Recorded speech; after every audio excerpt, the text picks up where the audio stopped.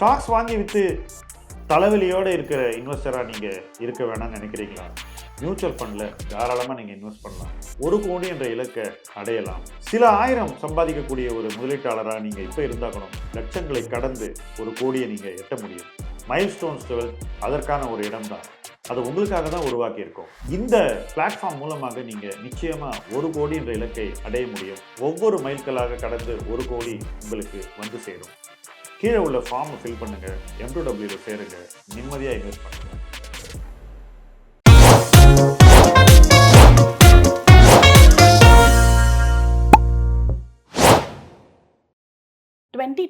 மார்க்கெட்டுக்குள்ள வந்ததுக்கப்புறம் கோவிடோட easy investing இயரை கடந்து போயாச்சு. இப்போ மார்க்கெட்ஸ் காம்ப்ளெக்ஸ் ஆயிடுச்சு, பர்சனல் ஃபினான்ஸ் அதுக்கு மேலே காம்ப்ளெக்ஸ் ஆயிடுச்சு. அதை உடைச்சு ரொம்ப சிம்பிளா பேச வேண்டிய ஒரு இம்பார்ட்டன்ட் டைம்ல நம்ம இப்போ இருக்கோம். அதை பேசலாம் வாங்க.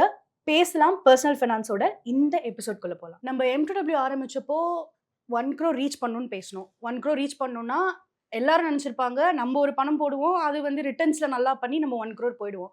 திடீர்னு அங்கே ஒரு டைவர்ட் ஆகுது, 1 crore சேவ் பண்ணணும் அப்படின்ட்டு நம்ம பேசுகிறோம். இப்போ 1 crore சேவ் பண்ணாலும் இல்லை 1 crore ரீச் பண்ணாலும் ஃபினான்ஷியல் மைல்ஸ்டோனோ இல்லை ஒரு கார்பஸோ போதுமா முதல்ல இப்போ உள்ள இன்ஃப்ளேஷனுக்கு? ஆனால் அது மட்டும் இல்லாமல் சார், இப்போ இருக்கிற இன்ஃப்ளேஷன் நிறைய சேவ் பண்ணணும்னா எனக்கு இந்த மாதிரி ஒரு லைஃப் ஸ்டைல் வேணும். ஸோ அது அந்த மாதிரி ஆசைகள் எல்லாம் ஏறும்போது அந்த 1 crore போதுமா? ஸோ அன்னைக்கு ஆஃபீஸில் நம்ம பேசும்போது கூட நீ சொல்லிட்டு இருந்த 1 crore பத்தவே பத்தாது, 1 crore வச்சு நம்ம என்ன பண்ண போகிறோம் ரிட்டையர்மெண்ட்டில் அப்படின்னு சொல்லி. ஸோ அந்த 1 crore போதுமா? நான் 1 crore 1998 ரீச் பண்ணேன், கிட்டத்தட்ட 28 வருஷம் முன்னாடி. அன்னைக்கே பத்தாது. ஓகே, பத்தாது. ஏன்னா அன்னைக்கு வந்து ரியல் எஸ்டேட் ப்ரைஸு இன்னைக்கு இருந்ததில் 10% தான் இருந்தது. புரிஞ்சுக்கோங்க. இன்னைக்கு 20,000 ஸ்கொயர் ஃபீட்னா அன்னைக்கு 2,000. இன்னைக்கு 15,000 ஸ்கொயர் ஃபீட்னா அந்த ஏரியாவில் அன்னைக்கு 1,500. அவ்வளோதான் விலை. அப்போ மற்ற விலைவாசியெல்லாம் எப்படி இருக்குன்னு யோசிச்சு பாரு. ரைட்? அப்போல்லாம் 20 ரூபா சினிமா டிக்கெட்டு. ஒரு சினிமா போயிட்டு வந்தா நீ வந்து 25-30 ரூபாயில் முடிஞ்சிடும். இன்னைக்கு 1,000 ரூபா, அது ஒரு பர்சனுக்கு 750 ரூபா ஆகுது. ஸோ பாரு, நான் வந்து 2 டேட்டா பாயிண்ட் சொன்னேன். ஒன்றில் வந்து 10 டைம்ஸ் சொன்னேன், இன்னொன்றில் அதை விட அதிகமாக இருக்குது பாரு. ஸோ நம்மளுடைய லைஃப் ஸ்டைல் காஸ்ட் எல்லாம் எப்படி ஏறுங்கிறதுக்கு இதுவே நமக்கு டக்குன்னு லைட் போட்டு காட்டுது. ஸோ லைஃப் ஸ்டைல் உயருது, லைஃப் ஸ்டைல் டெஃபினட்டாக உயருது, மேலும் உயரும். நான் உனக்கு சிம்பிளான ஒரு விஷயம் சொல்கிறேன். இன்னைக்கு நாம் நினைக்கிற ஒரு தொகை நாளைக்கு நமக்கு பத்தாது. ஆரம்பிக்கும் போது 1 crore ரீச் பண்ணால் போகிறோன்னு இருக்கும். எனக்கும் அப்படி தான் இருந்தது. அதுக்கப்புறம் பார்த்துக்கலாம், ஜாலியாக இருக்கலாம்னு. 1 crore போனப்போ தான் தெரியுது நம்ம லைஃப் ஸ்டைல் உயர்ந்துருச்சு, இன்னும் கூட லைஃப் ஸ்டைல் உயர வாய்ப்பு இருக்கு. சரி, நம்ம சேலரி உயர மாட்டேங்குது. சேலரி அப்படியே தானே இருக்கு. 2 பார்ட் இருக்கு லைஃப்ல. நீ பணத்துக்கு வேலை செய்யறது, பணம் உனக்கு வேலை செய்யுது. ஓகே, உன் லைஃப் ஸ்டைல் உயரணும், நீ நல்லா வாழணும்னா இந்த 2வது நிறைய நடந்தாதான் இது நடக்கும். இப்போ சேலரி உயர மாட்டேங்குதுன்னு சொல்றது வந்து ஒரு சில குறிப்பிட்ட இண்டஸ்ட்ரீஸ் தான். என்ன நடக்கும்னாக்கா, இன்னைக்கு நம்ம வந்து இதெல்லாம் ஒரு வேலையா அப்படின்னு நினைக்கக்கூடிய வேலைகளில் வருமானம் உயருது. இதுதான் வேலை, இங்கே தான் போகணும்னு நினைக்கிற ஒரு இடத்துல வருமானம் ஃப்ளாட்டாக இருக்கு. அப்போ நம்ம என்ன பண்ணோம்? எங்கே ஆப்பர்ச்சுனிட்டிக்கோ அங்கே போகணும். ஏற்கனவே செட் ஆகி இருக்கிறவங்களுக்கு பிரச்சனை. பட் யங் பீப்புள் நீ படிச்சுட்டு வரவன் மாறிடுவான், இதெல்லாம் எனக்கு வேண்டாம்னு சொல்லுவான். நான் அங்கே போகிறேன், எனக்கு மணி இஸ் குட் அப்படின்வான். So when you work for money, make sure that the money is good. எங்கே மணி நல்லா இருக்கோ அந்த இடத்துல போய் ஒர்க் பண்ணுங்க. அதை விட்டுட்டு நம்ம ஒரே இடத்துல நின்றுட்டு அந்த இடத்துல மணி கூடணும்னு வெயிட் பண்ணோம்னாக்கா நடக்காது. நான் சிம்பிள் உதாரணம் சொல்கிறேன். நான் படித்தப்போ எல்லா டிசிப்ளினும் இருந்தது, கம்ப்யூட்டர் சயின்ஸ் கிடையாது, ரொம்ப கிடையாது. ரைட்? இன்ஜினியரிங்கில் இன்னைக்கு நான் பார்க்கும்போது ஒரு 8 வருஷத்துக்கு அப்புறம், தட் இஸ் நான் படித்து முடிச்சப்பறம் 7-8 இயர்ஸில் எல்லாரும் கம்ப்யூட்டர் சயின்ஸ் போயிட்டாங்க, தாவிட்டாங்க முடிஞ்ச வரைக்கும். ஏன் அவன் அந்தந்த இன்ஜினியரிங் பண்ணியிருக்கலாமே, ஏன் அதை விட்டுட்டு போனாங்கன்னு பார்த்தீங்கன்னா வாய்ப்பு நல்லா இருந்தால் அங்கே போனாங்க. இன்னைக்கு கம்ப்யூட்டர் சயின்ஸில் கஜானா காலி, அங்கே ஆப்பர்ச்சுனிட்டி இல்லை. அப்போ வேற ஒரு இடத்துக்கு போங்க. மேபி அதுக்கு மேலே ஒரு ஃபீல்டு இருக்கலாம், அதுலேயே இருக்கலாம் அல்லது வெளியில் இருக்கலாம். ஸோ அந்த who moved my cheese book படிச்சிருக்கியா? அதை போய் படி. அதில் சொல்லுவான், நீ அங்கேயே உட்காந்துருந்தனா எதுவும் உன்னை தேடி வராது, நீ தான் நகர்ந்து போனோன்னு. ரைட்? ஸோ இந்த வேலைங்கிறதுல சம்பளம் வரலனாக்கா you have to move to better opportunity.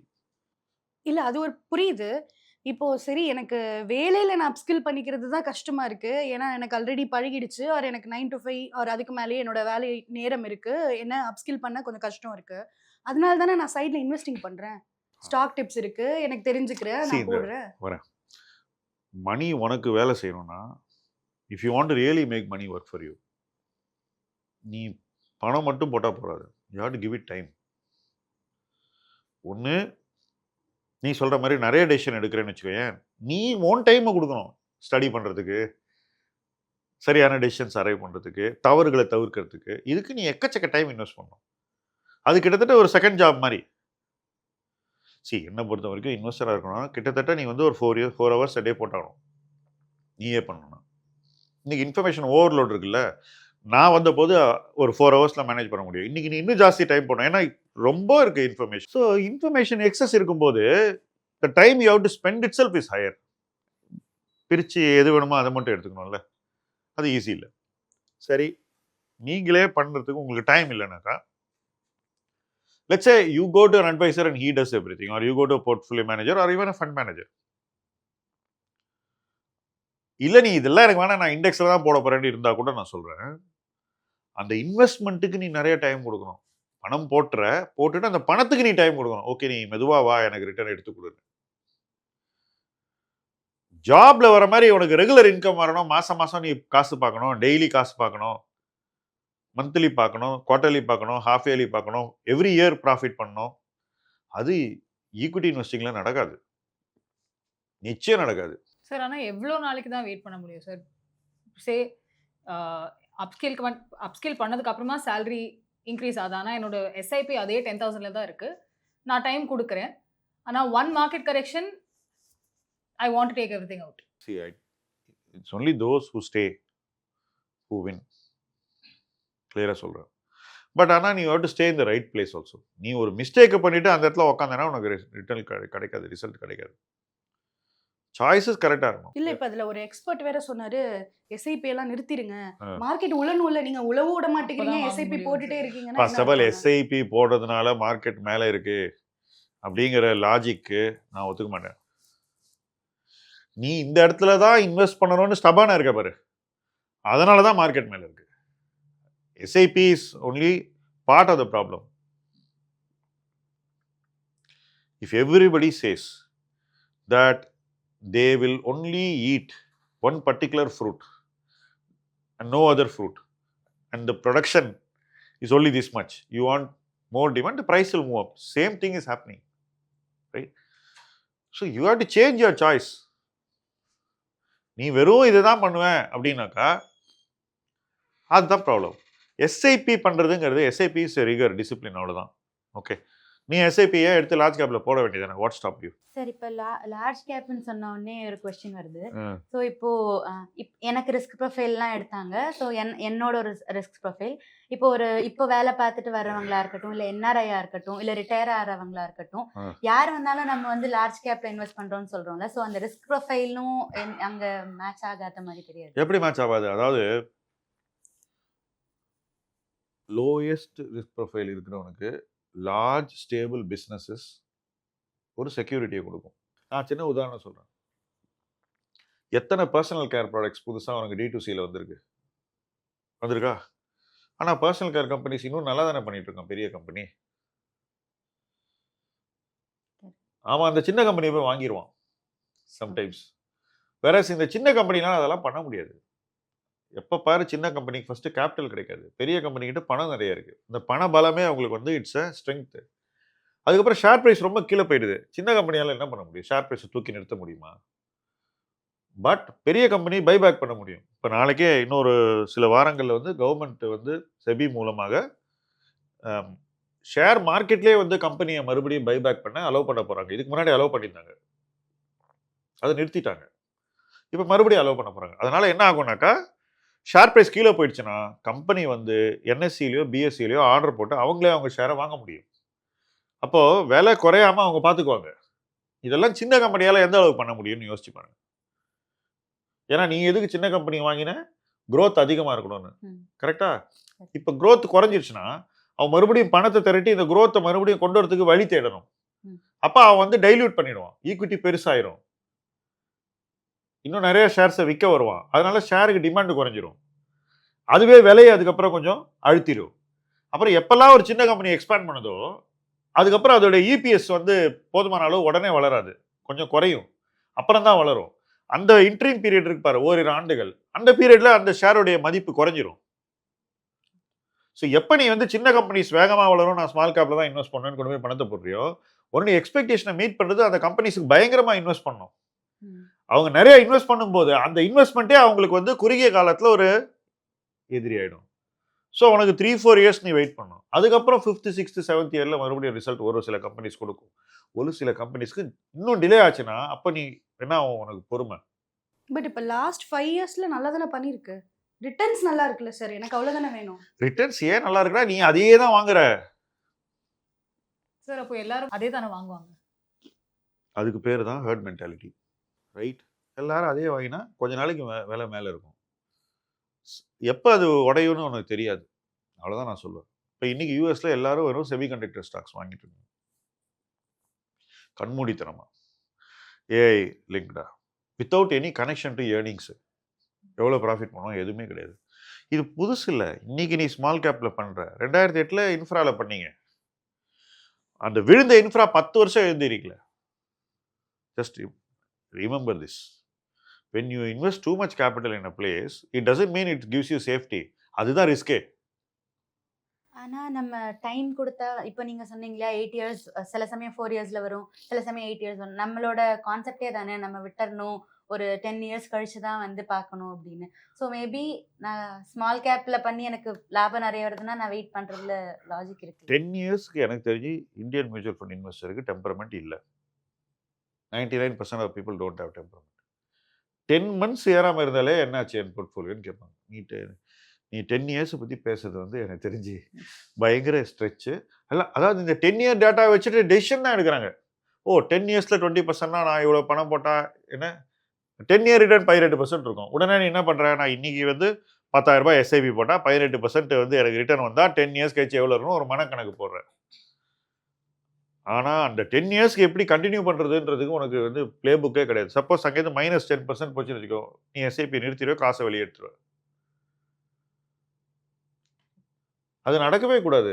First நீ அந்த மாதிரி இன்வெஸ்ட் பண்ணக்கூடாது, நிறுத்தவும் கூடாது. உனக்கு எஸ்ஐபிங்கிறது ஸ்டேபிளா இன்வெஸ்ட் பண்றதுக்கான ஒரு வழிமுறை. அதை நீ சரியா பண்ணனா நீ வின் பண்ண முடியும். இந்த மாதிரி ஹையஸ்ட் ரிட்டர்னே சேஸ் பண்ணிக்கிட்டு இருந்தேன்னா நீ அந்த எஸ்ஐபியில் கூட ஃபெயில் ஆயிடுவேங்கிறது தான் என்னுடைய கருத்து. நான் ஒரு இன்வெஸ்டரா தொடர்ந்து 93லேருந்து எஸ்ஐபி பார்த்துட்டு இருக்கேன். எஸ்ஐபி ஏன் ஃபெயில் ஆகுது அப்படின்னாக்கா, இந்த ஹையஸ்ட் ரிட்டர்னை சேஸ் பண்ணுறதுனால தான் ஃபெயில் ஆகுது. அதாவது பாஸ் பர்ஃபார்மன்ஸை சேஸ் பண்ணி எங்கே ஹையஸ்ட் ரிட்டர்ன் இருந்தோ அந்த இடத்துல போய் எஸ்ஐபி பண்ணுறது தான் எஸ்ஐபியில் ஃபெயில் ஆகிறதுக்கான சக்ஸஸ் ஃபார்முலா. ஃபெயில் ஆகிறதுக்கு அது சக்ஸஸ் ஃபார்முலா. புரியுதா உனக்கு? Clean formula. ஃபெயில் ஆனோன்னா பாஸ்ட் ரிட்டர்னை மாத்திரம் பாரு, கொண்டு போய் அந்த இடத்துல எஸ்ஐபி பண்ணு, ஃபெயில் ஆயிடுவேன். ஸோ மார்க்கெட் கொடுக்குறதா நம்ம கிளைண்ட்டுக்கு கொடுக்கறதுக்கு ட்ரை பண்ணுறோம். அப்படின்ற பட்சத்தில் நானே அதே 4 ஃபண்டில் தான் போட போகிறேன், நானே அதே லார்ஜ் கேப்பில் தான் பண்ண போகிறேன், அதுக்கே நான் ஒரு எக்ஸ்ட்ரா ஃபீ பே பண்ணணும்னு ஒரு பாயிண்ட் வருது இல்லை? பண்ணி பார்க்கலாம், நோ டவுட். நான் உனக்கு சிம்பிளாக சொல்கிறேன். மார்க்கெட்டில் 750 ஷேர் தான் இருக்குது, கரெக்டாக ஆக்டிவாக ட்ரேட் பண்ணக்கூடியது. இப்போ 750 ஷேரில் தான் நானும் இன்வெஸ்ட் பண்ணியிருக்கேன். என்னோட வந்த எத்தனையோ 100கணக்கான பேர் இன்வெஸ்ட் பண்ணியிருக்காங்க. ஃபண்ட் மேனேஜர்ஸும் இன்வெஸ்ட் பண்ணுறாங்க. மார்க்கெட்டில் இருந்தவன் இன்வெஸ்ட் பண்ணுறான், போனவன் இன்வெஸ்ட் பண்ணுறான். எல்லாரும் அதே 750 ஷேரில் தான் இன்வெஸ்ட் பண்ணுறோம். அப்போ ஏன் 1% of the people succeed and 99% of the people fail? You tell me that. Why is it happening? How தான் இம்பார்ட்டன்ட். நீ எப்படி இன்வெஸ்ட் பண்ணுறேங்கிறதா இம்பார்ட்டன்ட். இப்போ என்னை பொறுத்த மட்டும் நீ எனக்கு இண்டெக்ஸ் கொடுத்தா கூட என்னால் இண்டெக்ஸ்லையும் ரிட்டர்ன் பண்ண முடியும். பட் அதுக்கு எஃபர்ட் ரொம்ப ஜாஸ்தி. ஆனால் இண்டெக்ஸில் போட்டால் எஃபர்ட்டே போட வேண்டாங்கிற ஒரு மைண்ட் செட்டில் தானே சார் இன்வெஸ்ட். ஈக்விட்டியில் இன்வெஸ்ட் பண்ணால் எஃபர்ட் போட்டு தான் ஆகணும். எஃபர்ட் போடாமல் ஈக்விட்டியில் ரிட்டர்ன் வராது. இண்டெக்ஸ் பண்ணுற அதே ரிட்டர்ன் தானே. எஃபர்ட் போடாமல் ஏர்ன் பண்ணுறவன் யாருன்னு கேட்டேன்னா உனக்கு இந்த நம்பிக்கையை ஃபீட் பண்ணுறவன் தான். கிளியராக சொல்கிறேன். ஈஸி வே தரேன்னா ஈஸி வே கிடையாது. ஈக்விட்டி இன்வெஸ்டிங்கில் கஷ்டப்பட்டால் தான் கிடைக்கும். அதுவும் கஷ்டமான நேரத்தில் இன்னும் கஷ்டப்படணும். ஃபார் எக்ஸாம்பிள் நான் சொல்கிறேன், நான் இந்த 105 டேஸை பற்றி பேசினேன். மார்ச் 1லேருந்து ஜூன் 15 வரைக்கும் நான் சொல்லியிருக்கேன். இப்போ இந்த 105 டேஸில் எனக்கு இன்வெஸ்ட் பண்ணுறதுக்கு பணம் பத்தலை, அவ்வளோ ஆப்பர்ச்சுனிட்டி இருந்தது. எல்லாத்தையும் நான் சொல்லிட்டு இருந்தேன், எவ்வளோ பணம் இருந்தாலும் இன்வெஸ்ட் பண்ணலாம் அப்படின்னு, ரைட்? அதே சமயத்தில் ப்ரொஃபஷனலாக நம்ம வந்து சொசைட்டியில் பேசும்போது எத்தனையோ பேர் நம்ம சொன்ன பாயிண்ட்டை வந்து ஏற்றுக்க ரெடியாக இல்லை. நிறைய பேர் இன்வெஸ்ட் பண்ணவே ரெடி இல்லை, ஒரு 20%. அப்போ இன்வெஸ்ட் பண்ணுறவனுக்கும் பண்ணாதவனுக்கும் அந்த மாதிரி ஒரு காலகட்டம் கிளீனாக ஒரு டிவிஷனை ஏற்படுத்திடுது. இது வின்னர்ஸ்க்கும் லூசர்ஸ்க்கும் உள்ள டிஃபரன்ஸ் மாதிரி தான். ஓகே, அதுதான் இன்வெஸ்ட்மெண்ட், அதுதான் வாழ்க்கை. அதுக்கு நீங்கள் ரெடியாக தான் ஆகணும், வேற வழி கிடையாது. நீ டம் டவுன் பண்ணிக்கிட்டே போவ, இல்லை இது வேணாம், உனக்கு அது கூட வேணாம், உனக்கு இது கூட வேணாம், எதுவுமே வேணாம் அப்படின்னு உன்னை கண்டினியூஸாக நீ டம் டவுன் பண்ணிக்கிட்டே போறேன்னா, do you think the dumbest approach can give the highest return? எப்படி பண்ண முடியும்? எந்த ஃபீல்டில் பண்ண முடியும் சொல்லு? Your approach has to be good. அது எப்படி நீ வந்து நான் ஒன்றுமே பண்ண மாட்டேன், சும்மா இருப்பேன், ஏதோ ஒரு லோயஸ்ட் திங்கை பண்ணிட்டு ஹையஸ்ட் ரிட்டர்ன் பண்ணுவேன்னாக்கா எப்போ அது ஒர்க் அவுட் ஆகும்னா, உலகமே ஸ்டூப்பிடா அந்த அந்த அப்ரோச் எடுக்கும்போது தான் நடக்கும். ஓகே, ஃபார் எக்ஸாம்பிள் இன்னைக்கு யூஎஸ்ல ஓகே வாரன் பஃபெட் பணத்தை வச்சுட்டு உட்காந்துருக்காரு, ஹை கேஷ். ஓகே, மொத்த அமெரிக்காவும் S&P 500ல பணத்தை கொட்டிக்கிட்டே இருக்காங்க. அது எங்க போகுதுன்னா ஒரு குறிப்பிட்ட சப்செட் ஆஃப் கம்பெனிஸ்குள்ள போகுது. அங்க வேல்யூவேஷன் மேல இருக்கு, அது பொருட்படுத்தாம பணம் போடுறாங்க. ஓகே, ஒரு சின்ன பின் எடுத்து அந்த பபுள் பிரிக் ஆச்சுன்னு வச்சுக்கோயேன், யார் லூஸ் பண்ணுவாங்க? வாரன் பஃபெட் லூஸ் பண்ணுவாங்களா, இல்ல இந்த மாப், இந்த ஹர்டு, யார் லூஸ் பண்ணுவாங்கன்னு சொல்லு? It's very simple actually. But நம்ம ஏத்துக்க மாட்டோம். நம்ம தான் ரொம்ப கெட்டிக்காரங்க, அறிவாளி அப்படின்னு நம்ம நினைச்சுக்கிறோம். We want to believe that. See, many people come to equity investing for ego sake. என்னால பண்ண முடியும்னு காட்டுறேன் அப்படின்ற அது ஒரு ஈகோ ட்ரிப் ஆயிடுது. நீ ஈகோவே வச்சுக்க கூடாது. மார்க்கெட் என்னோட பெருசு, மார்க்கெட் என்ன ஈஸியா தோக்கடிச்சிரும், அந்த மைண்ட் செட்ல தான் நம்ம வந்து ஒவ்வொரு நாளும் இருக்கணும் மார்க்கெட்ல. அந்த ஹியூமிலிட்டி இல்லைன்னு வச்சுக்கோ, மார்க்கெட் ஒன்று சாத்தி கீழே தள்ளிடும். கம்பெனிலாம் அதே தான், கம்பெனிலாம் மாறுறது இல்லை. நம்ம வந்து கேர்ஃபுல்லாக இருக்கணும். நம்ம வந்து அதிகம் வந்து நம்ம தான் பண்ணிட்டோம் அப்படின்ற அந்த ஆட்டிடியூடுக்கு வரவே கூடாது ஈக்விட்டி இன்வெஸ்டிங். அந்த ஆட்டிடியூட ஈக்விட்டி இன்வெஸ்டிங் பண்ணவே கூடாது. So you need a different mind set. இது வந்து மைண்ட் செட் ப்ராப்ளம். இந்த பணம் கொடுக்கறது, அட்வைஸ் வாங்குறது, ஃபீ பே பண்ணுறது, இதெல்லாம் வந்து these are not the issues.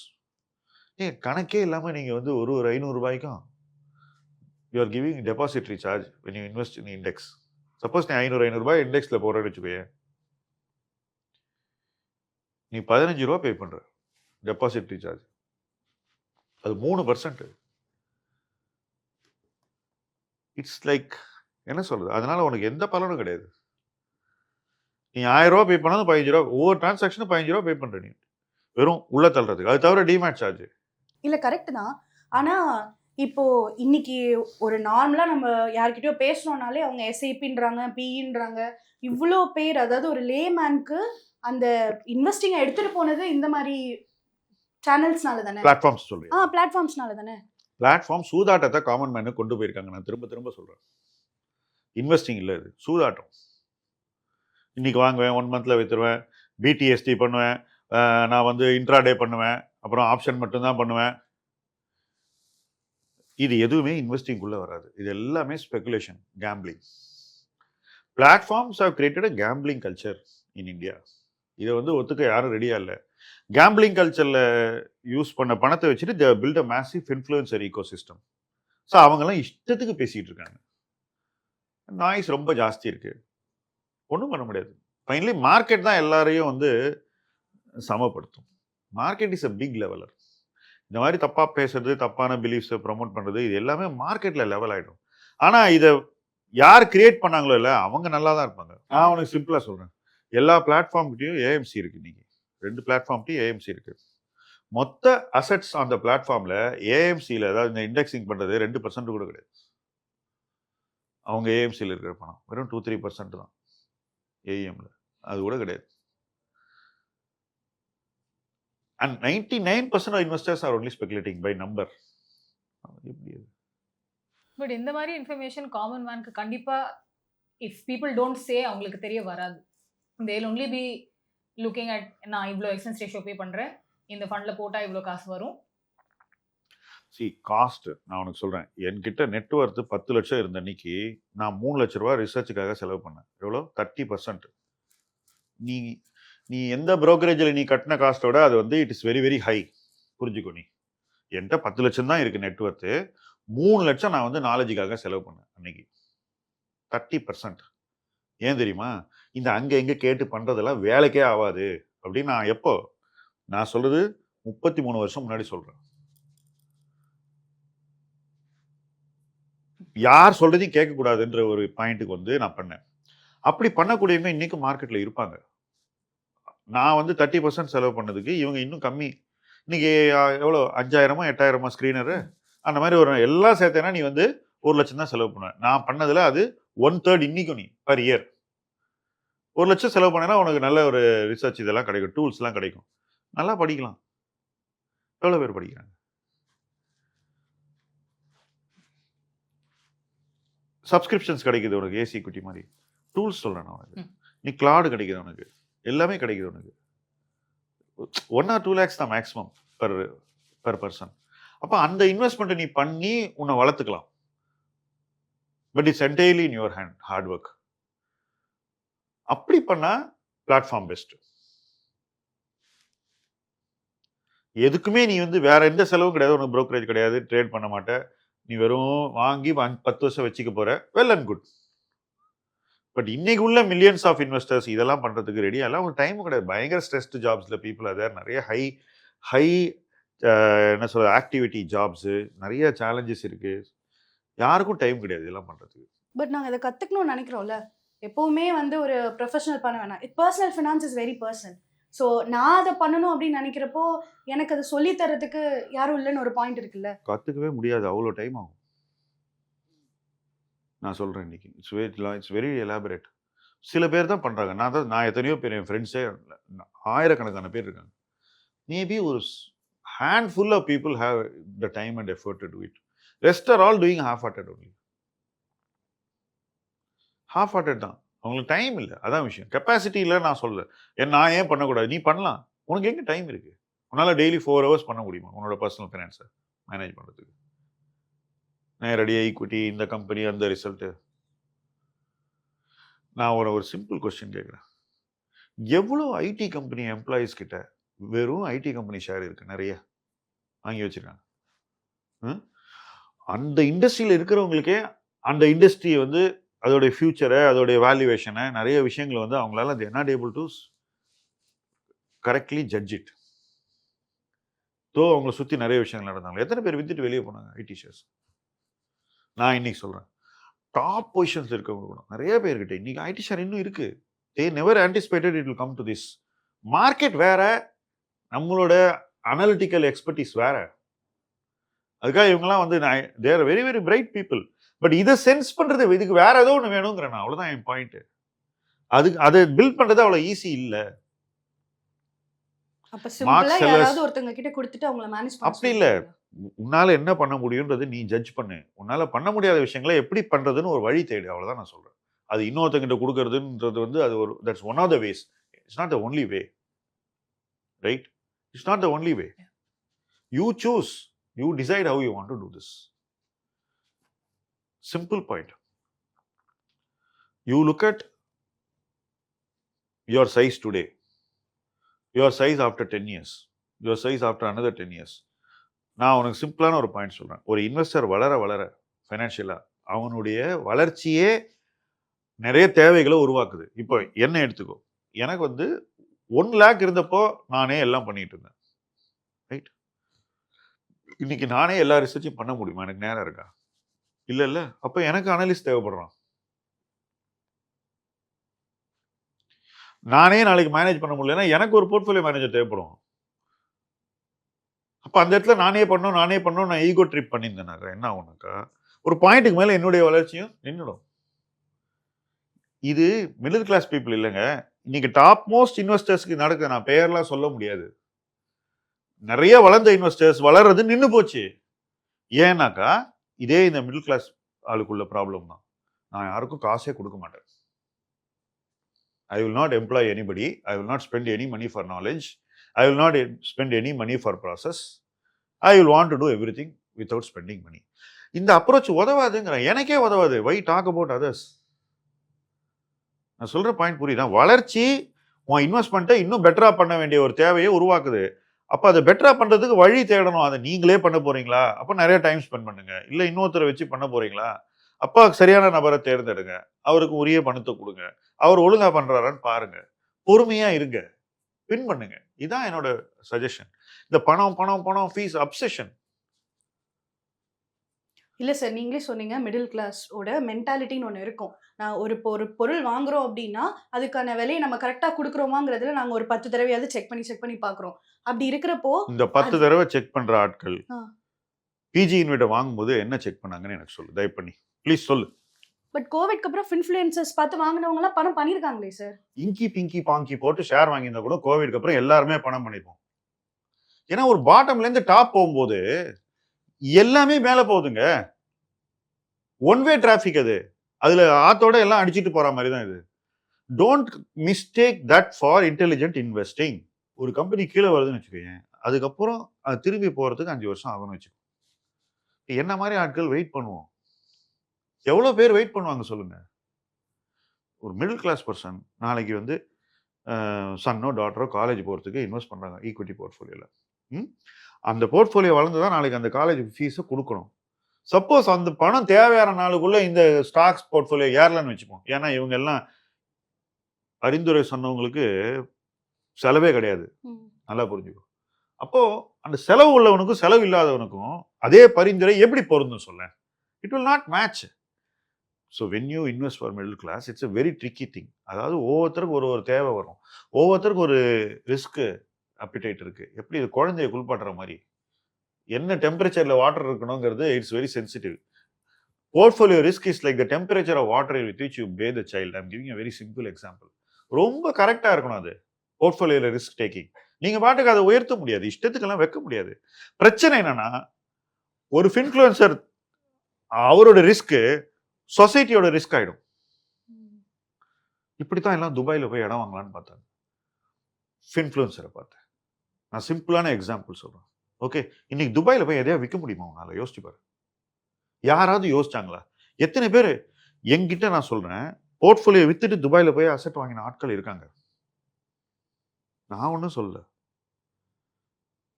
நான் ஒண்ணுமே சொல்லல. எங்க வந்தது இந்த இன்ஃபர்மேஷன் கேட்டேன். வீடியோல இருந்து என் பையன் பார்த்து கொண்டு வந்தான்னு அந்த பெரியவர் சொன்னார்.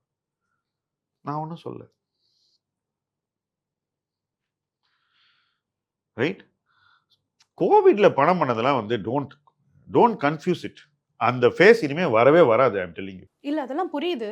பட் ஓகே, இப்போ நான் ஒரு 3-4 வருஷத்துக்கு முன்னாடி இல்லை கோவிட்க்கு முன்னாடி வந்திருந்தப்பவும் என் ரிட்டர்ன் எக்ஸ்பெக்டேஷன் 11% கிட்ட தான் இருந்தது. இப்போவும் என் ரிட்டர்ன் எக்ஸ்பெக்டேஷன் 11% கிட்ட தான் இருக்கு. ஸோ இதை அசன் ஒரு அட்வைசராகவுமே 11% எக்ஸ்பெக்டேஷனை தான் வந்து நம்ம கொடுக்குறோம் இல்லையா? 11 நீ சொல்ற. என்ன பொறுத்த மட்டும் இன்ஃப்ளேஷனுக்கு மேல ஒரு பர்டிகுலர் ரேட் ஆஃப் ரிட்டர்னை வச்சுக்கணும் நீங்க. Okay, your expectation 11%. C broadly economy என்ன ரேட்டில் க்ரோ ஆகுது அதுக்கு மேலே உனக்கு ஒரு டெல்டா கிடைக்கும், ஒரு எக்ஸ்ட்ரா ரிட்டர்ன் கிடைக்கும். அதுக்கும் மேலே ரிட்டர்ன் பண்ணோம்னா இக்கானமி வளர்ச்சியில் வேகம் பிடிக்கணும். ஃபர்ஸ்ட் இந்த 6%, 6.5% க்ரோத் 7.5% போச்சுன்னா அந்த எக்ஸ்ட்ரா 1% ஜிடிபி க்ரோத் வந்து கம்பெனிஸ் மேலே எப்படி அது விழுது அப்படின்னு பார்க்கணும். சில இண்டஸ்ட்ரீஸ் நல்லா பர்ஃபார்ம் பண்ணணும். இப்போ அந்த இண்டஸ்ட்ரியில் நீ கரெக்டாக இன்வெஸ்ட் பண்ணனா உனக்கு வந்து பெட்டர் ரிட்டர்ன் கிடைக்கும். எல்லா இண்டஸ்ட்ரியிலையும் கிடைக்காது. ரைட்? அப்போ நம்மளோட ஸ்ட்ராட்டஜி எப்படி இருக்கு அதான் ரொம்ப ரொம்ப முக்கியம். அதை வச்சு தான் நம்ம ஹையர் ரிட்டர்ன் கொண்டு வர முடியும். ப்ராடாக இந்தியாவில் பார்த்தீங்கன்னா இண்டெக்ஸ் ரிட்டர்ன் 10% வச்சுக்கோ. கோல்டோட ரிட்டர்ன் அதை விட ஒரு 2% கம்மி வச்சுக்கோ. ரியல் எஸ்டேட்டோட return somewhere near closer to கோல்டுன்னு வச்சுக்கோ ரஃப்லி. நான் சொல்றது very long period returns. Right? இப்போ இங்கேருந்து என்ன ஆக போகுதுன்னு பாருங்க. Gold started trending negative. I doubt you will make return in gold the way you did in the last 6 months for the next many years. You're not going to make it. It's going to be very challenging. So அந்த asset class இன்னைக்கு its best is behind. சரி, அடுத்ததுக்கு வருவோம். Real estate. Real எஸ்டேட்லையும் இன்னைக்கு வந்து உனக்கு return வந்து வர்றது ரொம்ப ரொம்ப கஷ்டம். இன்னைக்கு இருக்கிற ரியல் எஸ்டேட் ப்ரைஸஸ்ல இது வெரி புவர். மூணாவது டெட். டெட்டில் இன்னைக்கு ஆக்சுவலாக இன்னையிலேருந்து இன்னொரு 1 year வியூ கொடுத்தேனாக்கா ரிட்டர்ன் வந்து இம்ப்ரூவ் ஆக போகுது. So that looks like a very decent asset class actually to investing. நாலாவது ஈக்விட்டி.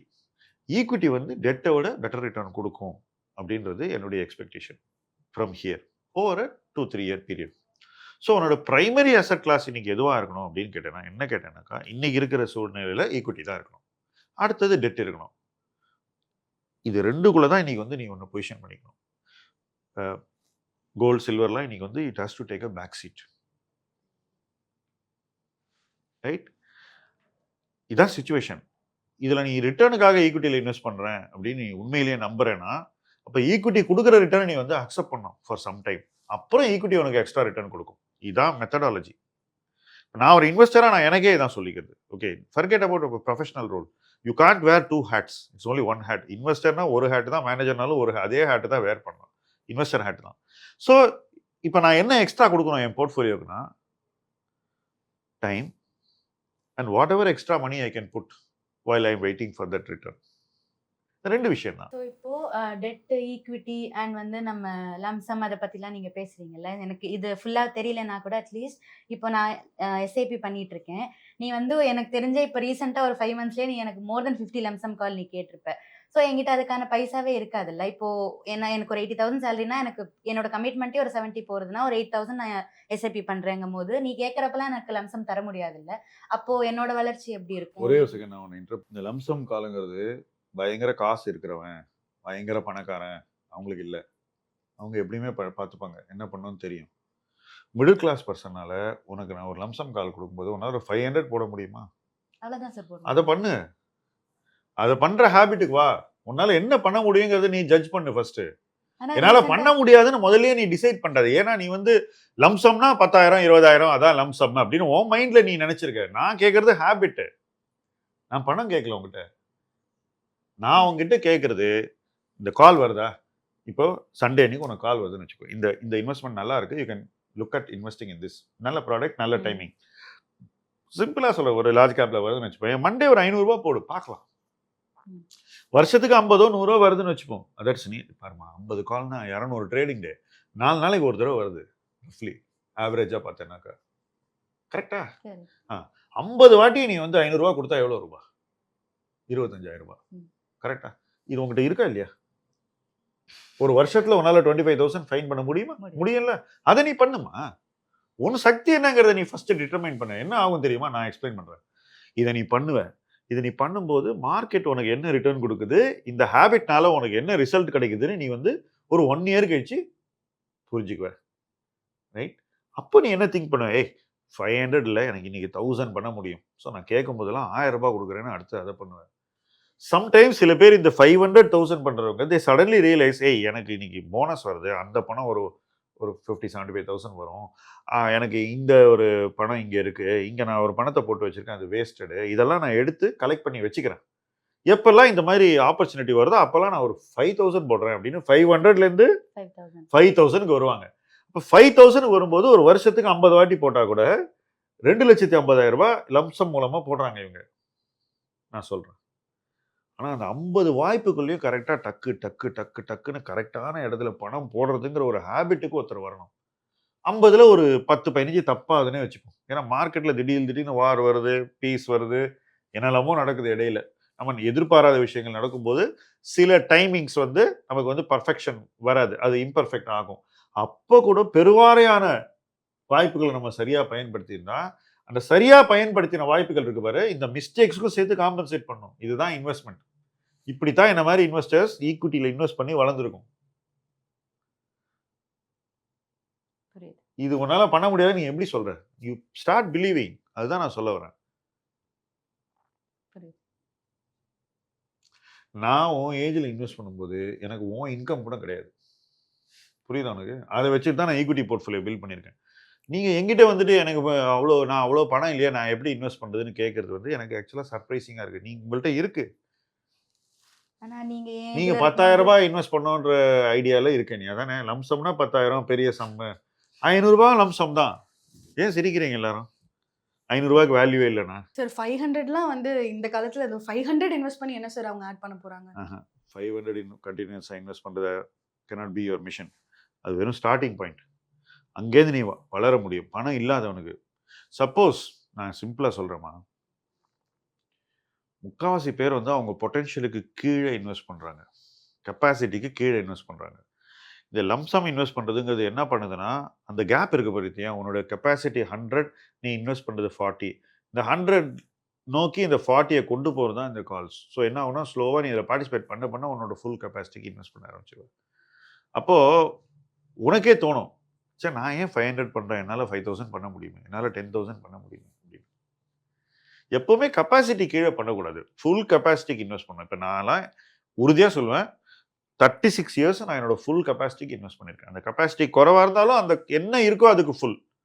ஒரு பீரியடில் ரொம்ப குறைவாக இருந்தது, வளர வளர அந்த கெப்பாசிட்டி நம்ம வளர்த்துக்கிறோம். நம்ம when you work for money, you build capacity.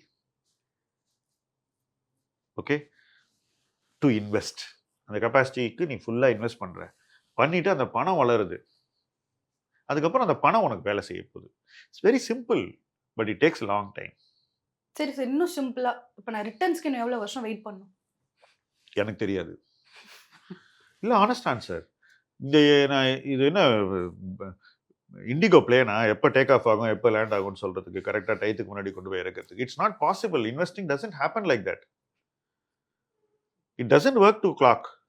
இல்லை, ஒரு எக்ஸ்பர்ட் உங்களுக்கே தெரியலன்னா யாருக்குமே தெரியாது. நான் சிம்பிளாக சொல்கிறேன், ஜனவரி 1ஆம் தேதி எல்லாரும் வந்து இந்த வருஷம் எப்படி இருக்கும் சொன்னாங்களா? போன தீபாவளி எல்லாரும் லிஸ்ட்டு போட்டாங்களா? நம்ம கொடுக்கல, பட் ஜென்ரலாக சொல்கிறேன்.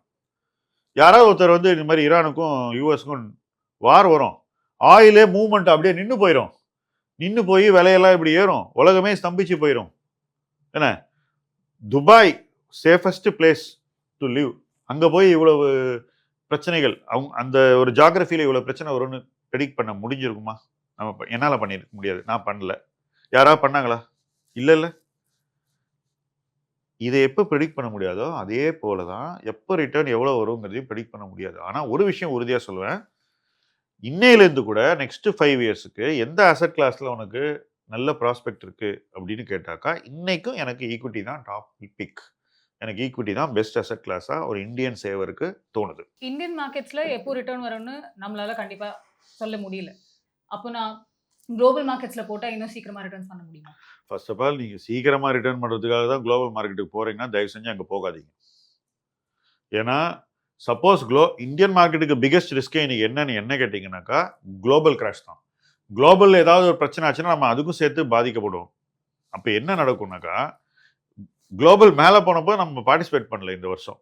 யோசிச்சு பாருங்க, குளோபலில் எல்லாம் மேலே போச்சு, நம்ம கிட்ட அந்த அந்த பூமில் பார்ட்டிசிபேட் பண்ணுறதுக்கு நமக்கு கம்பெனிஸ் இல்லை இந்தியாவில்.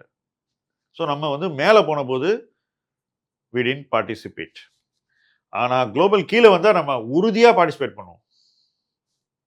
ஓகே, ஸோ குளோபல் கீழே போச்சுன்னா நமக்கு அங்கேயும் போயிடும், இங்கேயும் ப்ராப்ளம் ஆகிடும்.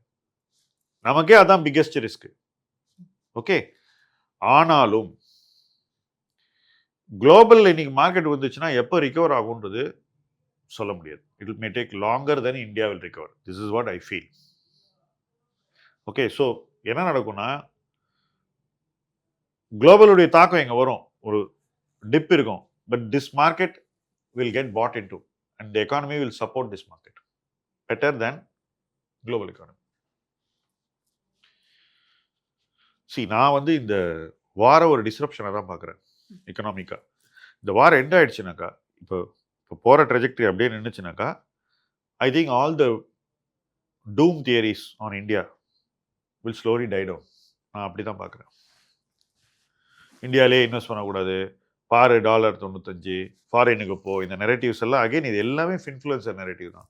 துபாயில் போய் வீடு வாங்குன்றதுக்கும் இதுக்கும் வித்தியாசமே கிடையாது. முக்கியமான ஒரு பாயிண்ட் நான் சொல்கிறேன், பர்டிகுலர்லி ரிச் பீப்புள் இதை பற்றி யோசிக்க மாட்டேங்கிறாங்க.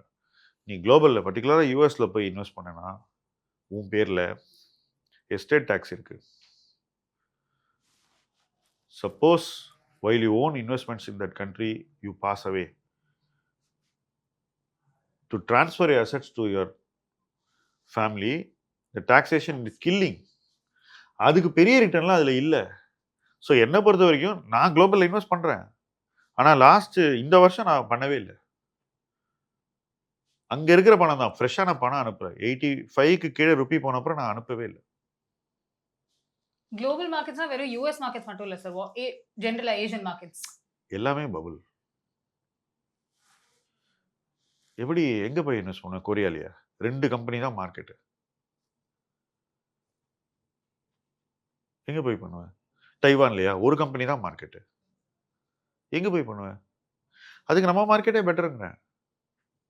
என்ன பிரச்சனை தெரியுமா? நம்ம மார்க்கெட்ல நீங்க இன்வெஸ்ட் பண்ற இடம் தப்பு. ஒன்னு ஸ்மால் கேப், இல்ல ஐடி, இல்ல கவர்மெண்ட் விரும்பாத sectors like cigarette. Your positioning is wrong. Economy வளர்றதுக்கு எந்தெந்த செக்டர்ஸ் இங்கேருந்து கான்ட்ரிபியூட் பண்ணணும்னு பார்த்து நம்ம இன்வெஸ்ட் பண்ணோம்னு வச்சுக்கோங்க, அது வேற ஒரு விஷயம். அதை பண்ணணும். அப்போ will get better returns. You don't have to look at the index. It's a matter of time. See, இங்கேருந்து மறுபடியும் எக்கானமி ஒரு குட் பிளேஸ் வரதுக்கு 2-3 இயர்ஸ் வச்சுக்கோ. இந்த 2-3 இயர்ஸ்ல ஸ்டாக் மார்க்கெட் வந்து எப்படி உங்களுக்கு ஆப்பர்ச்சுனிட்டிஸ் கொடுக்க போகுது, அந்த ஆப்பர்ச்சுனிட்டிஸை நீங்க எப்படி யூஸ் பண்ண போறீங்க, இதுதான் சேலஞ்ச் இன்னைக்கு. ஓகே, எப்போ ரிட்டர்ன் வரும்ன்ற கேள்வி ஒன்று இந்த எண்ட் ஆஃப் திஸ் பீரியட்ல வரலாம், அல்லது அதுக்கப்புறம் 1 or 2 இயர்ஸ் ஆகலாம். I don't expect it to extend beyond that. Right? இப்போ 92ல கிராஷ் ஆச்சு, 2000ல கிராஷ் ஆச்சு, 2008ல கிராஷ் ஆச்சு. 8 வருஷம் கேப்ல 3 வாட்டி கிராஷ் ஆச்சு இந்தியன் மார்க்கெட். அதுக்கப்புறம் 10 வருஷம் கழிச்சு 2018ல பெரிய கரெக்ஷன் வந்தது. இன்னைக்கு 18க்கு அப்புறம் 8 வருஷம் கழிச்சு 26ல நம்ம உட்காந்துருக்கோம். என்ன பொறுத்த வரைக்கும் மார்க்கெட் டாப் ஆஃப்டர் 2018 வாஸ் 2024. அதான் டாப். 6 வருஷத்துல வந்தது, சீக்கிரம் வந்துச்சு. இதுதான் கோவிட் பண்ண விஷயம். இப்போ கோவிடுக்கு அப்புறம் ஏன் ஈஸியாக காசு பண்ணேன்னு நீ யோசிச்சேனாக்கா, 4 வருஷத்துல ஒரு பூம் வந்தது, 20 to 24. இந்த மாதிரி ஒரு ஆக்சிலரேட்டட் பூம் வரும்போது அதுக்கப்புறம் மார்க்கெட் விழுந்து மறுபடியும் அந்த உச்சத்தை போய் தொடரணும்னாக்கா அது ஃபாஸ்டா நடக்கணும்னு நீ எப்படி எதிர்பார்க்கிற? சொல்ல, simple question. How to expect that to happen? நான் எக்ஸ்பெக்ட் பண்ண மாட்டேன். I will accept it that it will take time. அப்பதான் நான் அந்த ஜேர்னியில காமா கம்போஸ்டா டிராவல் பண்ணி கடைசியில் திருப்பி எப்பெல்லாம் அந்த மார்க்கெட் மேலே போய் ஒரு உச்சத்தில் போய் நிற்குதோ அன்னைக்கு நான் ஃபுல் பெனிஃபிட் எடுக்கணும். It's a long journey actually. இதை நீ வந்து every month, every day, every வீக்கெல்லாம் பார்த்தேனாக்கா probably will just get off the journey. நீங்கள் அதில் இருக்கவே மாட்டீங்க. அதுதான் நடக்கும். அதுதான் நடந்துகிட்டு இருக்கு. நிறைய பேர் இன்னைக்கு நான் பார்க்குறேன், நான் க்ளோஸாக வாட்ச் பண்ணுறேன். நிறைய பேர் வந்து சிப் ஸ்டாப் பண்ணுறாங்க இந்தியன் மார்க்கெட்டில். ஏன்னு கேட்டால் 1 year 2 year ரிட்டர்ன் நல்லா இல்லை. நிறைய பேர் பணத்தை ஈக்குவிட்டிலேருந்து எடுத்து ரியல் எஸ்டேட் ஸ்பெகுலேஷனுக்கு போகிறாங்க. இன்னைக்கு ஃப்ளாட்டை புக்கிங் அமௌண்ட்டு கொடுத்து வாங்கிட்டு கேட்டால் டெலிவரிக்குள்ளே விற்றுருவேன்.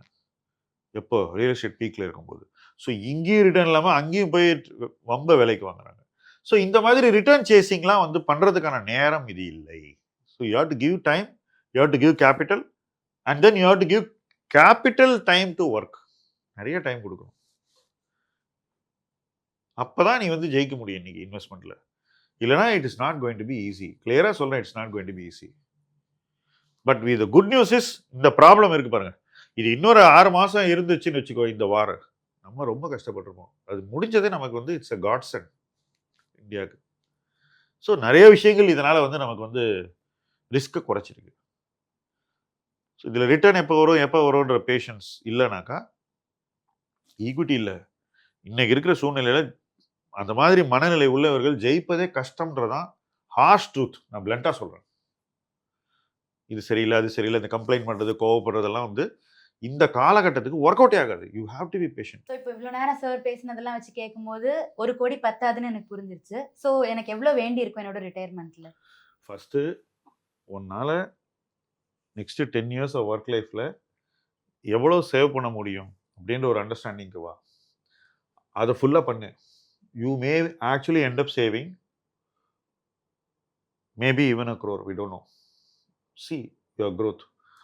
Suppose you are able to save 1 crore over 10 or 15 years. அந்த பணம் வந்து it will be a much higher sum first. உன்னோட சேவிங் எஃபிஷியன்சிலேருந்து ஆரம்பி. அதை கரெக்டாக வை.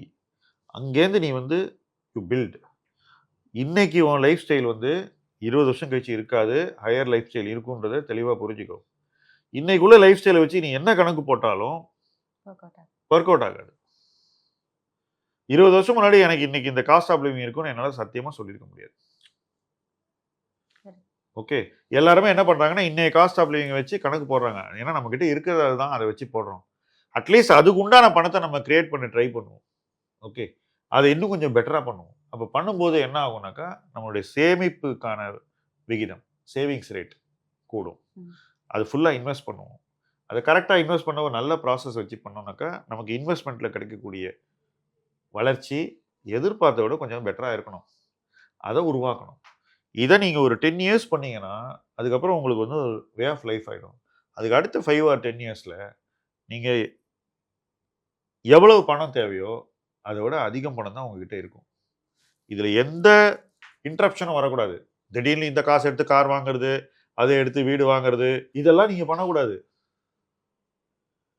திடீர்னு போய் எங்கேயோ போய் ஒரு பிளாட் வாங்குறது, நான் விவசாயம் பண்ண போகிறேன் லேண்ட் வாங்குறது, இது எதுவுமே நடக்கக்கூடாது. ரிட்டையர்மெண்ட்டுக்கான பணத்தை நீங்கள் அப்படியே அந்த ட்ராக்ல போட்டிங்கன்னா அதில் போய்கிட்டே இருக்கணும். நீங்கள் எவ்வளோ நாளைக்குன்னா 10 to 15 இயர்ஸ் அப்படி போனீங்கன்னா என்ன ஆகும்னா அந்த பீரியடுக்கு அப்புறம் நீங்கள் இன்னைக்கு நினைக்கிறத விட அதிக பணம் வரும். ஆனால் உங்களுக்கு மேட்ச் போடணும் அப்படின்ற ஆசை இருந்தாக்கா இன்னைக்கு நீங்கள் ஃபேமிலியை எவ்வளோ பணத்தில் ரன் பண்ணுறீங்க அப்படின்னு ஒரு கணக்கு எடுங்க. அந்த பணம் இன்ஃப்ளேஷனை அட்ஜஸ்ட் பண்ணி எவ்வளவாக 15 இயர்ஸ் கழிச்சு ஆகும்னு உங்களுக்கு தெரியும். அந்த பணம் வரணும்னா எவ்வளோ கார்பஸ் வரணுங்கிறது நீங்கள் ஈஸியாக கணக்கு போடலாம். இவங்களே கேளுங்க, இந்த கணக்கு போட்டு சொல்லுவாங்க. ஸோ அந்த கணக்கை வச்சுக்கிட்டு நீங்கள் அதை நோக்கி போங்க. பட் அது பத்தாது. You have to do better than that. அதுதான் நான் சொல்லக்கூடிய மெசேஜ். ரைட்? அது ஒரு யாட்ஸ்டிக், ஒரு ஏதோ ஒரு அது ஒரு பெஞ்ச் மார்க். அட்லீஸ்ட் அதை நோக்கி நம்ம போகலாம். ஆனால் அதையும் கடந்து போகணும். That should be our aim. நான் அதை பண்ணேன், நீங்கள் அதை பண்ணணும்னு சொல்கிறேன். அவ்வளோதான். மார்க்கெட்ஸை பற்றி பேசுறதுக்கு பல சேனல்ஸ் இருக்கு. பர்சனல் ஃபினான்ஸை உடைச்சு பேசுறது தான் இந்த சேனலில் இந்த எபிசோடோட ஒரு நோக்கம். ஸோ உங்களுக்கு இந்த எபிசோட்ல நிறைய டேக்அவே இருந்திருக்கும். உங்களுக்கு ஏதாவது ஒரு கொஸ்டின்ஸ் இருந்ததுனாலும் மறக்காம கமெண்ட் பாக்ஸ்ல போடுங்க. நெக்ஸ்ட் பேசலாம் பர்சனல் ஃபினான்ஸ் த PPF ஷோல மீண்டும் நாங்கள் உங்களை சந்திக்கிறோம். நன்றி.